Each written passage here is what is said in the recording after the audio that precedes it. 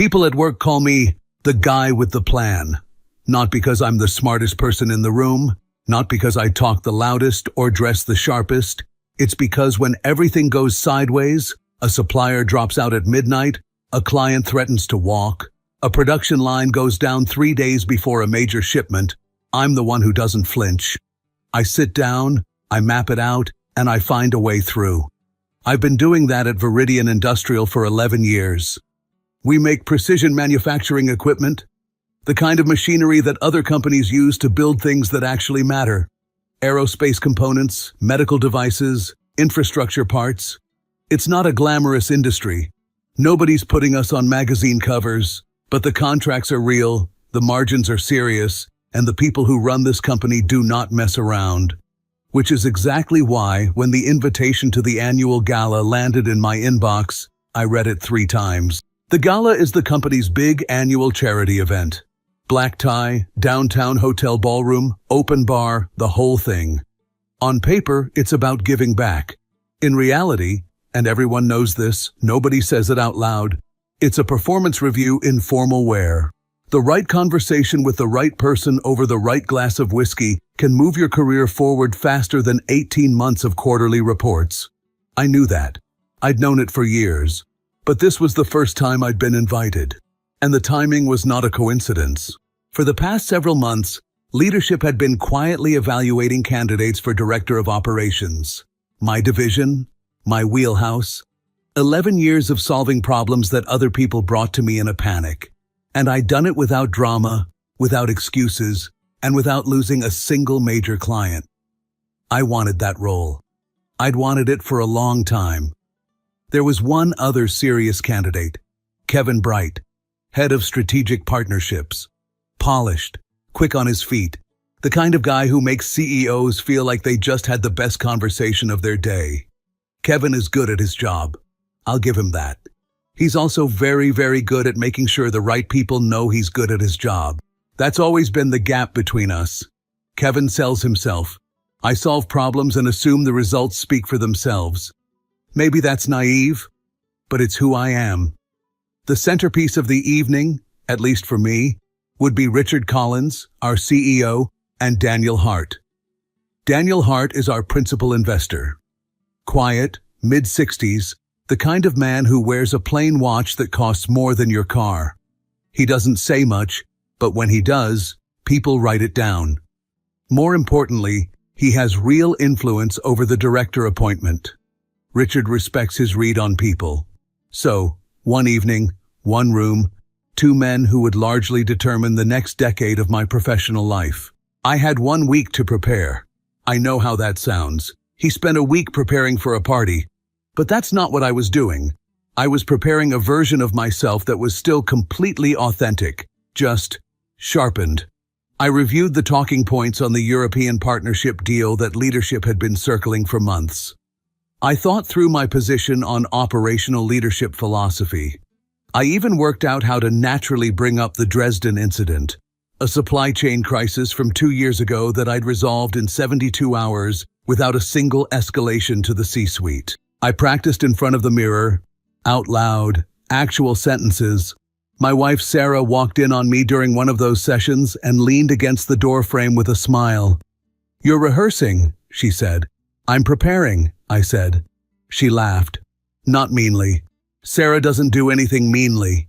She's one of those people who can say almost anything and make it land like a compliment. It's genuinely one of the things I love about her. She's a real estate agent and an excellent one.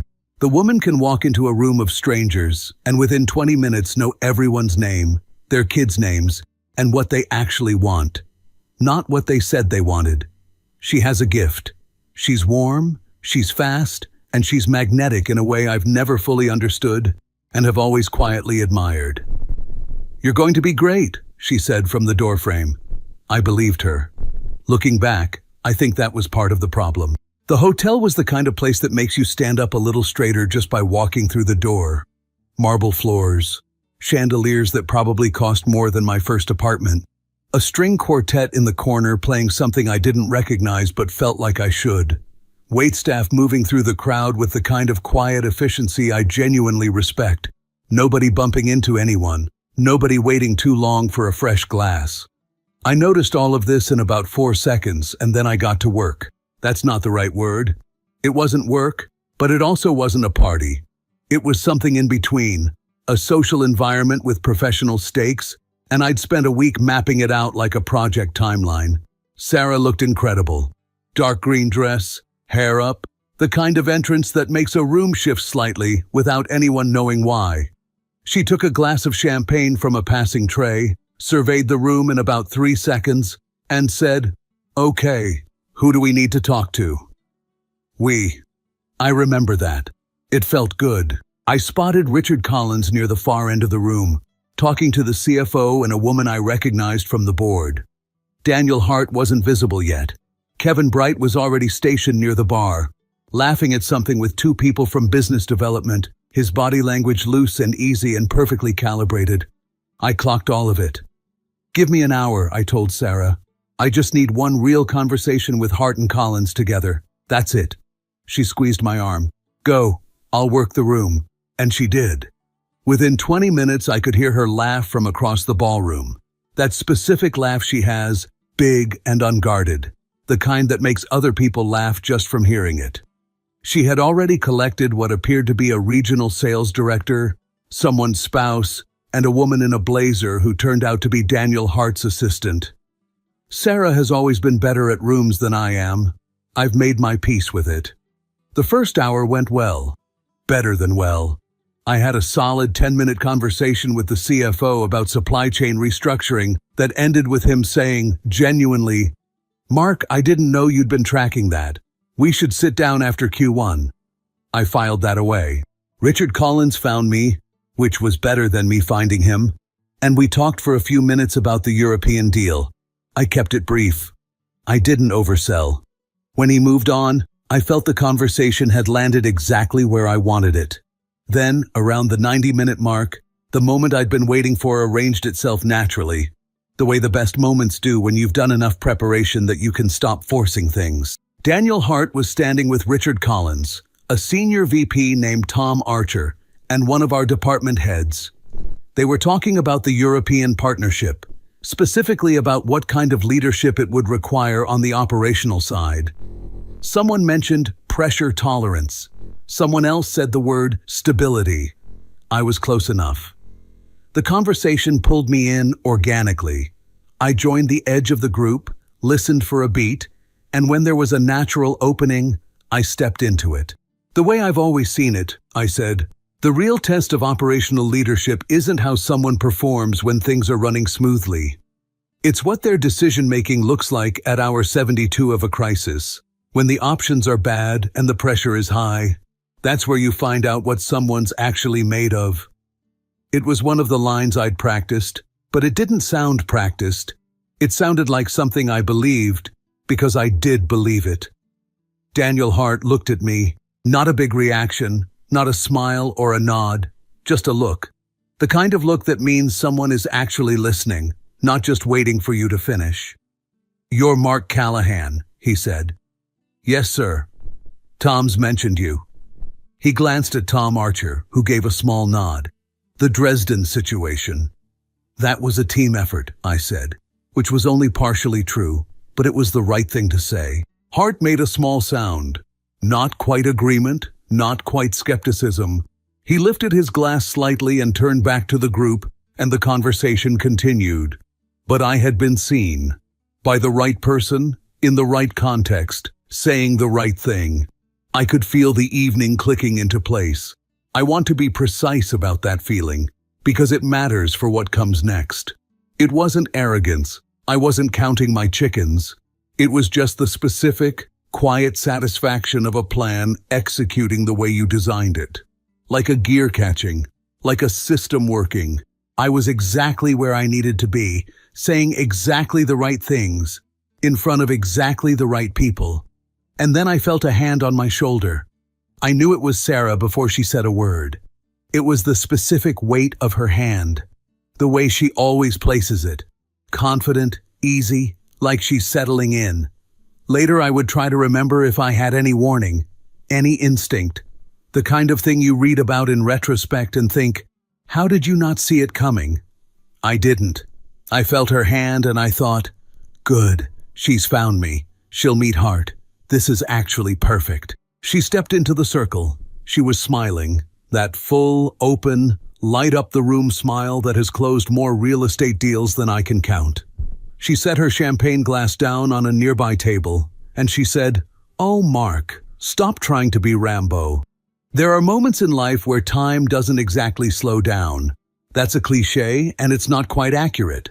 What actually happens is that your brain shifts into a different mode. Hyper-observational, like a camera that suddenly increases its frame rate." I registered everything in the next 4 seconds before she said another word. Richard Collins turning toward her with polite curiosity. Daniel Hart's expression, neutral, waiting, the face of a man who has seen many things and reserves judgment on all of them. Tom Archer suppressing a small smile, because he's met Sarah before at a company picnic and he likes her.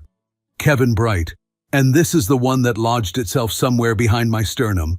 Kevin Bright, standing about 12 feet away with his drink, turning his head at Sarah's voice, not moving closer, just turning and watching. And Sarah, completely at ease, completely lit up, completely in her element. "Oh, Mark, stop trying to be Rambo," she said again, louder this time, for the group. "You want to talk about nerves of steel? Let me tell you what nerves of steel actually looks like in our house." I said her name. Quietly. Sarah. She didn't hear me. Or she heard me and it didn't register as a stop sign. With Sarah, I've never been entirely sure which one it is.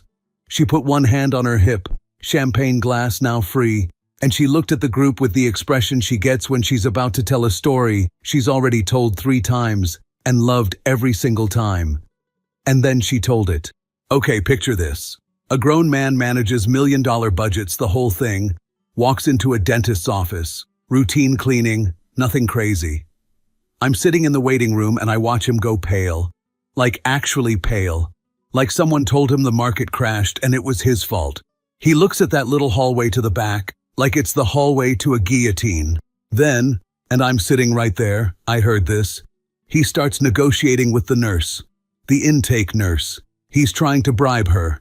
Not with money, just like charm bribing. Offering to reschedule, explaining that he'd just had coffee so maybe the timing wasn't right, asking if maybe there was someone less drill-oriented he could see instead. She's looking at him like, "Sir, it's a cleaning." So they finally get him in the chair. And I'm in the waiting room, but I can hear, because it's a small office and the man has no volume control when he's stressed. I can hear him basically conducting diplomatic negotiations with the hygienist. Every time she reaches for something, there's this pause, and then this very careful, very tense, "What is that for exactly?" And then at some point the dentist just reaches for the mirror. The little mirror, the most harmless object in the known universe. And Mark grabs the armrests. Both of them. White knuckles. Full grip. Like the chair is going to take off. And he starts making these sounds.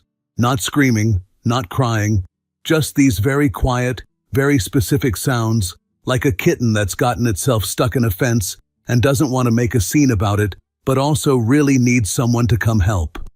At some point, I don't know exactly when because I was in the waiting room trying not to lose it, he apparently closed his eyes and started whispering, and I mean whispering. The hygienist told me afterward. He's sitting there going, "I'm in my happy place. I'm on the beach. There is no pain. There is no drill. I am on the beach." The dentist had to ask him 3 times to open his mouth. 3 times, because he had his eyes shut so tight, that his entire face just compressed. The hygienist said he looked like a raisin, a very tense, very unhappy raisin. And then at the end, the best part, this is the best part, he came out of that back hallway moving so fast he forgot his jacket. His jacket, just left it. I had to go back to the front desk and apologize to the staff on behalf of my very brave husband. And they were so sweet about it. They gave him a sticker.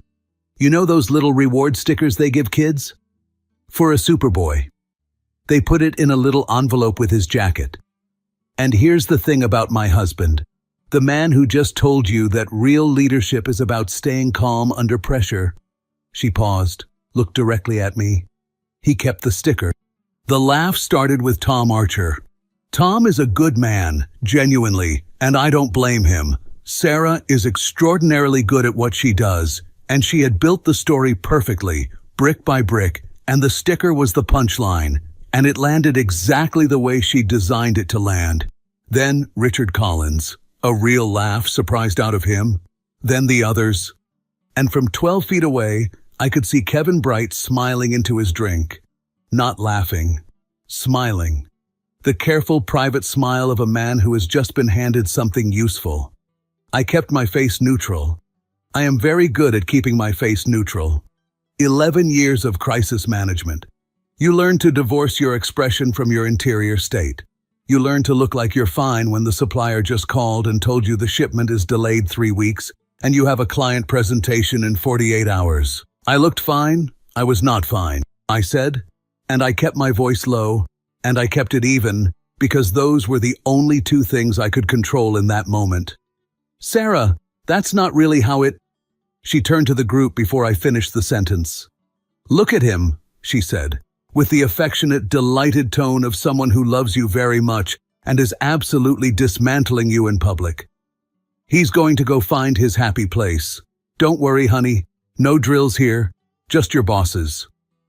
More laughter. Daniel Hart made a sound that was, technically, a laugh. Small, polite, but it was there. I smiled. The professional smile. The one I keep in reserve for when a client says something incorrect in a meeting and I need 30 seconds to figure out how to address it without making them feel stupid. I smiled and I nodded and I let the moment pass over me like weather. And underneath that, very quietly, like a door clicking shut in an empty house, I just lost the job. She just did that, and I just lost the job. We stayed another 45 minutes. That was my decision. Leaving immediately after would have been worse.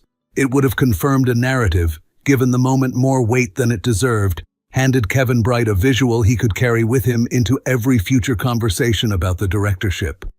So I stayed, I refilled my drink. I had 2 more conversations. One with Tom Archer about Q1 projections, which was fine and professional and completely hollow. One brief exchange with Daniel Hart near the coat check. He was polite, he shook my hand, he said it was good to meet me properly. He didn't say anything else.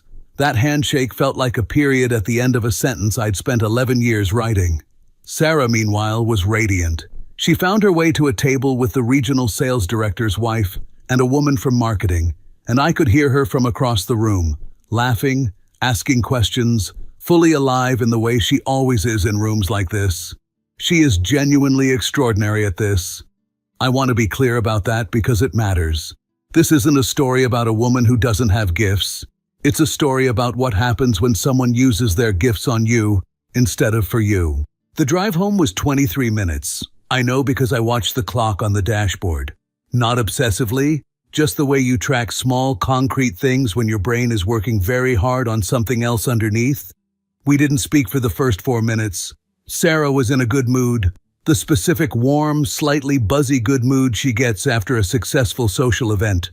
She had her heels off before we hit the highway, feet tucked under her, scrolling through something on her phone. I waited until we were clear of the downtown traffic, until I was sure my voice was going to come out the way I needed it to. Then I said, "Sarah? What happened tonight was not okay?" She looked up from her phone, not alarmed, more like mildly surprised, the way you look when a noise turns out to be nothing. "What do you mean?" I kept my eyes on the road. "The story you told, in front of Collins and Hart and the rest of them. You took something private, you changed it into something it wasn't, and you used it to humiliate me in the most professionally damaging context you could have possibly chosen." Silence. Then, "Humiliate you?" She said it the way you repeat a word when you're not sure you heard it right, or when you want the other person to hear how unreasonable it sounds. "Yes," I said. She was quiet for a moment. I genuinely thought for about 4 seconds, that she was considering what I'd said, that she was going to land somewhere honest. Then she exhaled, the specific exhale. The one that means, I cannot believe I have to explain this. Mark, everybody loved it. I know they did. Daniel Hart was laughing. I know he was. So what exactly is the problem? I kept my voice level. This is something I've had to practice with Sarah. Not because she's cruel, but because she moves fast and she's sharp. And if you let the conversation become emotional, you've already lost the thread of what actually happened. The problem, I said, is that it wasn't true. I didn't whisper about a beach. I didn't get a sticker. I didn't run out of the office. You took the fact that I was nervous, which you know about, which I've told you about, which goes back to something that happened when I was 9 years old, and you turned it into a cartoon, in front of the two men who are deciding whether to give me a promotion I've been working toward for 3 years. Another silence, shorter this time. You were being so stiff, she said. I didn't respond. Mark, I'm serious. I was standing there watching you, and you were so rehearsed, so stiff and formal and buttoned up. You sounded like a press release. I was trying to help you. I was trying to make you human. By making me a joke. By making you relatable. Her voice had an edge now. Not angry. Sarah rarely gets straightforwardly angry. More like frustrated that I'm not following her logic. That's what you don't understand. You walk into these things with your talking points and your strategy, and you forget that people don't give jobs to talking points. They give jobs to people they like, people they feel comfortable around. I made them comfortable around you. You made them laugh at me. Oh my God. And there it was, the eye roll I'd been waiting for, the one I could hear without seeing it because I was still watching the road. You are so insecure. Do you know that? This is the thing, Mark. This is the thing I've been trying to tell you for years. You are so insecure about how people see you that you cannot take one joke, one story, from your wife who was trying to help you. I said nothing. She turned slightly in her seat, toward me. I could feel it. Daniel Hart laughed. Richard Collins laughed. Those are not men who laugh at things that make them uncomfortable. They laughed because they liked it, because it was funny and warm and real. I gave you a personality in that room. You should be thanking me. I let a few seconds pass. Then I said very quietly, the sticker, Sarah. What? I didn't keep the sticker. There was no sticker. You know there was no sticker because you weren't there when I came out. You were already pulling the car around. You told a room full of senior leadership a story that ended with me keeping a "for a Superboy" sticker like a child. And it didn't happen. She made a sound, almost a laugh but smaller, the kind of sound that's designed to make you feel like you're the one being unreasonable. It's called creative license, Mark. It's called making a story land. Nobody cares if there was literally a sticker. I care. Because you're insecure. Because it wasn't true. Because, she said, and her voice shifted into the register I've come to think of as her closing tone, the one she uses when she's decided the deal is done, and she's just wrapping up the paperwork. You are acting like an injured child right now, which, frankly, kind of proves my point. I didn't answer that. There was nothing to answer. Not in that car, not that night. Some conversations are not actually conversations. They're just one person talking and another person waiting for it to be over. I watched the road. I thought about Daniel Hart's handshake. I thought about Kevin Bright's smile. I thought about the Dresden crisis. 72 hours, no escalations, problem solved, system restored, and how nobody in that ballroom had been thinking about that when they left. They'd been thinking about the sticker. We pulled into the driveway. Sarah got out first. She paused at the front door, keys in hand, and looked back at me over her shoulder. Her expression had softened. This is something she does. The argument ends, and she moves on cleanly, like closing a browser tab. For what it's worth, she said, I think you were great tonight. The stuff you said about leadership was really good. She went inside. I sat in the car for a while, just sat there in the dark, in the driveway of the house we've lived in for 6 years, engine off, listening to the specific silence of a night where something has changed, but you can't yet name the full shape of it. The stuff you said about leadership was really good. Like I'd given a solid presentation in a meeting that hadn't gone anywhere. Like it was a nice try. The official word came on a Thursday. Not a conversation. Not a meeting with HR. An email from Richard Collins' assistant, CC'd to the department, announcing that Kevin Bright had been appointed Director of Operations effective the 1st of next month. The email used words like exceptional vision and outstanding interpersonal leadership and unanimous confidence from senior stakeholders. I read it twice. Then I closed my laptop, got up, walked to the break room, poured a coffee I didn't want, and stood at the window looking at the parking lot for about 3 minutes. Then I went back to my desk and got to work. Because that's what I do. That's what I've always done. There was a vendor issue in the afternoon that needed untangling, a miscommunication between our logistics team and a parts supplier that was going to create a 2-week delay if nobody caught it. I caught it. I made 4 calls, restructured the delivery schedule, and sent a summary to Tom Archer by end of day. Tom responded 20 minutes later. Good catch, Mark. This would have been a mess. I stared at that message for longer than I should have. Good catch. 11 years of good catches. The jokes started the following week. Small ones at first. The kind that have plausible deniability built right into them. Delivered with a smile, followed by a light punch on the arm. Designed so that if you react badly, you're the one with the problem. It was Dave from Logistics who opened the account. He passed me in the hallway Monday morning, coffee in hand, and said, "Hey Mark, you doing okay? No drills in here, promise." Then he laughed and kept walking like he'd said good morning. I stood there for a second. Then I kept walking too, because that's what you do. By Wednesday, it had spread further than I'd expected. Someone had printed a small cartoon, I never found out who, and left it on the break room whiteboard. A stick figure in a dentist's chair, white knuckles, with a speech bubble that said, "I'm on the beach." It was gone by afternoon, but not before enough people had seen it. Thursday, a junior analyst named Brendan, a good kid, genuinely, 26 years old and just trying to fit in, stopped by my desk and asked me to review a vendor contract. Then, as he was leaving, he turned back and said, "Hey, let me know if you need your happy place sticker after. I got you." He was grinning. It was friendly. He had absolutely no idea. I looked at him for a moment. "I'll keep that in mind," I said. He left. I turned back to my screen.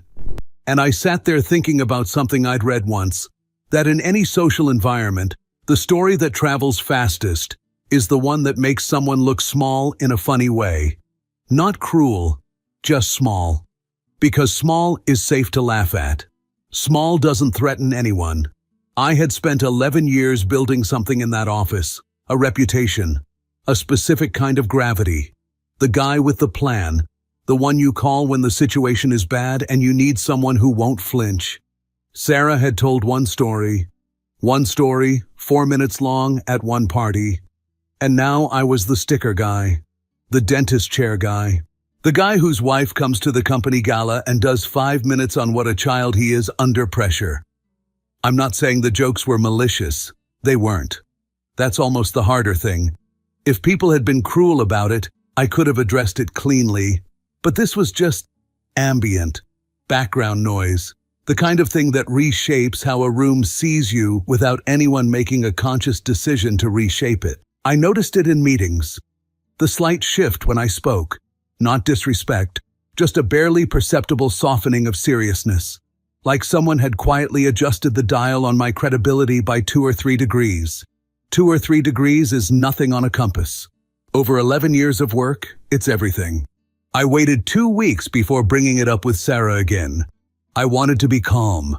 I wanted to come to the conversation with facts instead of feelings, because Sarah moves fast and she's sharp. And if you lead with emotion, she'll have reframed the entire thing before you finished your second sentence. So, I waited. I documented in my own head what I was seeing. I let the picture become clear.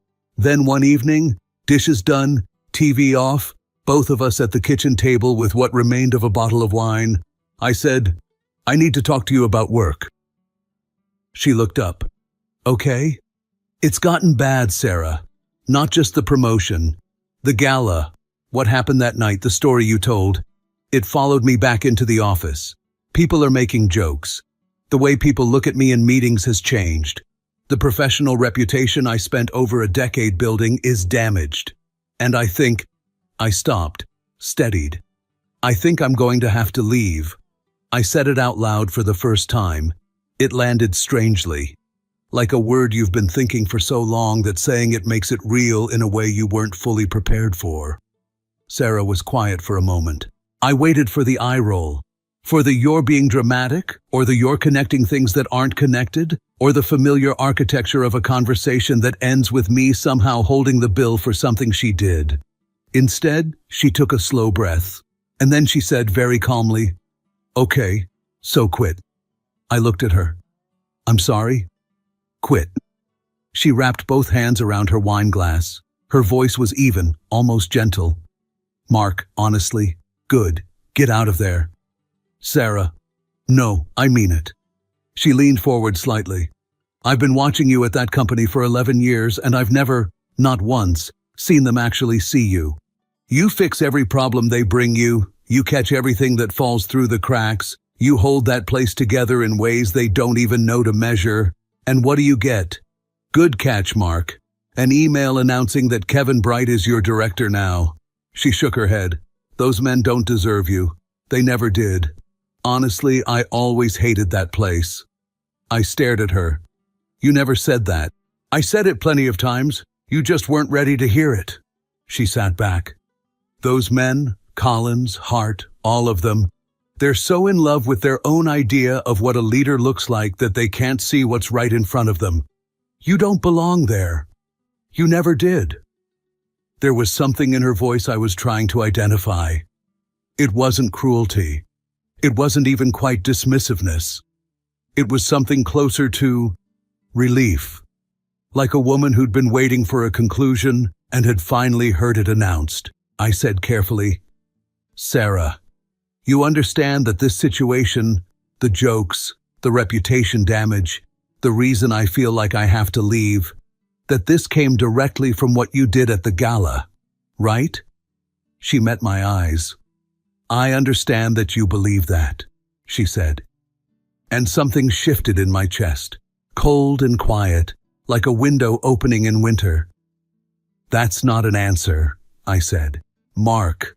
Her voice was patient, measured, the tone she uses with difficult clients, not condescending, just very, very settled in its position. "I told a funny story at a party. If the men you work for are making career decisions based on a funny story their colleague's wife told, then they were never going to give you a fair shot anyway. You're looking for a reason and you found one, but the reason was always them, not me." I opened my mouth, then I closed it. Because here's the thing, and this is the part I keep turning over, the part I can't find the clean edge of. She wasn't panicking.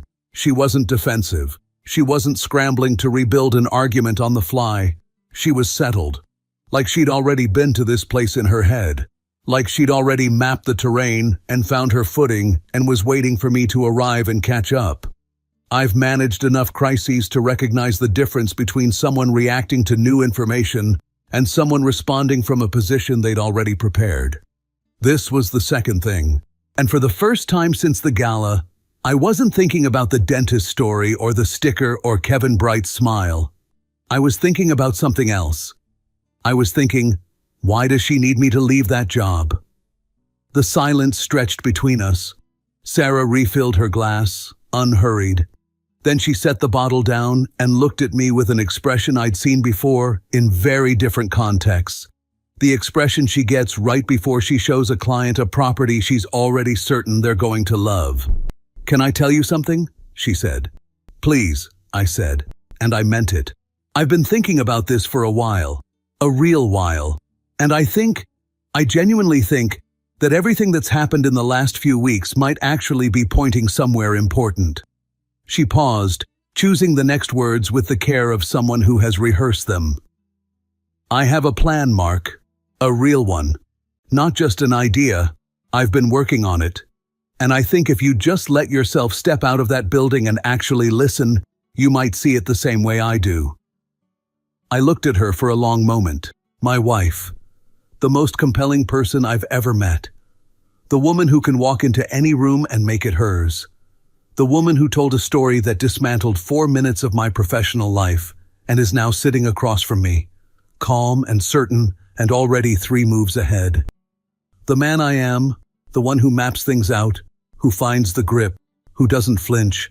That man wanted to push back, wanted to name what he was feeling, which was something close to, "I think you burned something down on purpose, and I don't yet know why." But I've also managed enough situations to know when pressing forward costs you information you need. So I did the thing I do. I found the grip. I controlled the breathing, and I said, "Okay, tell me the plan." She started the way she always starts a pitch, not with numbers, not with logistics, with a feeling. "Do you remember the last time you actually felt excited about your life here?" she said. "Not satisfied, not fine. Actually excited." I didn't answer, which was, I understood the point. She got up, came back with a folder. An actual folder. Tabbed and organized and clearly not assembled last Tuesday. I looked at it and felt something shift in my stomach. "This city has gotten small," she said. "You know it has. Same roads, same people, same office, same conversations. We built something fine here, Mark. But fine isn't enough anymore." She opened the folder and walked me through it. The idea, stripped to its bones. Sell the house. The market is extraordinary right now. She'd done the math. We'd walk away with more equity than made sense. Take that capital, move to a new city, and open a boutique real estate agency together. Luxury market, high-end clients. A segment that was moving fast in several metros she'd been tracking. She'd been watching it, she said, for about 2 years. Her role? Sales, client relationships, marketing. The part she's brilliant at, the part she was built for. My role? Operations, systems, personnel, process. Everything that makes an agency actually function instead of collapse under its own chaos. "Most boutique agencies are disasters on the inside," she said. "Great at selling, terrible at running. They lose deals to disorganization. That's where you come in. You build things that don't break, Mark. You always have." She slid a page across the table. Market analyses, city comparisons, transaction volume by metro. She'd done her homework. Of course she had. And the thing is, the idea itself wasn't crazy. I could see it working. I could already see the structure of it, the way I see the structure of everything, the load-bearing pieces, the points of failure, the shape of what it could be. But there was a question I couldn't get past. "How long have you been working on this?" I asked. She held my gaze. "A while." "Sarah, how long?" A beat. "About 8 months. 8 months." I looked at the tabbed folder, the printed analyses. 8 months of careful, quiet, thorough work. "And you didn't say anything?" I said. "For 8 months. I knew you wouldn't be ready to hear it." "Because of the promotion." She nodded, carefully. Something cold moved through me, slow and specific, like water finding the lowest point in a room. "So you knew," I said. "You knew I wouldn't agree as long as I had a shot at the directorship. And instead of coming to me, instead of sitting down, showing me this, making the case, having a real conversation, you went to that gala and you told that story." She opened her mouth. "In front of Collins, in front of Hart, in front of everyone who was ever going to take my career seriously in that building." My voice stayed level. I needed it to stay level. "You removed the thing you knew I'd choose over your plan?" "Mark, is that wrong?" Silence. She looked at me with the expression of someone choosing very carefully between what's true and what's manageable. "I thought if you weren't holding on to that job so tightly," she said quietly, "you might actually be able to see what I'm offering." I stood up, walked to the window, stood there for a moment looking at nothing. Then I turned back. "You want to build something real," I said. "I understand that. I actually do. But Sarah, you made a decision about my career, my reputation, my life, and you made it alone, without asking me, without telling me. And now you're sitting here with a folder you've been building for 8 months, asking me to sell our house and move to a new city and build your dream. I stopped. When did my opinion become optional? She didn't answer. That's what I can't get past, I said. Not the plan. The plan I can look at. The plan I can think about. But you didn't come to me as a partner. You managed me. You decided what I was allowed to know and when I was allowed to know it and what circumstances would make me most likely to say yes. I looked at her. That's not a marriage, Sarah. That's a negotiation I didn't know I was in. She started to say something. I shook my head. I need to think. So that's the whole story. 6 a.m. Saturday, cold coffee. Sarah asleep upstairs. The folder still on the counter. I keep coming back to two options. Option 1, I pick up that folder. I sit down with her. We have the conversation we should have had 8 months ago, as partners. Not as a woman with a plan and a man she needed to maneuver into position. Maybe there's something real in those pages. Maybe we build it and it works. And in 5 years, this is just the rough chapter we got through. Option 2, I accept that the woman I've shared my life with for 14 years looked at my career, my reputation, my trust, and made a unilateral decision to sacrifice all three for something she wanted. And that's not something I can unknow. Maybe some cracks don't get repaired. Maybe this is one of them. I don't know which one is right. What I know is this. I'm exhausted. And I'm standing at the most uncertain point in my life with no map and no plan, which for me is its own kind of hell. So I'm asking, genuinely, what would you do? Drop it in the comments. Seriously, have you been through something like this? The betrayal, the career hit, the moment you realized you didn't fully know the person sleeping next to you? Did you stay or did you walk? Do you regret it either way? I'm not looking for validation. I'm looking for people who've actually been here. If you felt this story hit hard, drop a like, subscribe for more, and share your thoughts in the comments. Your support keeps Steelheart beating.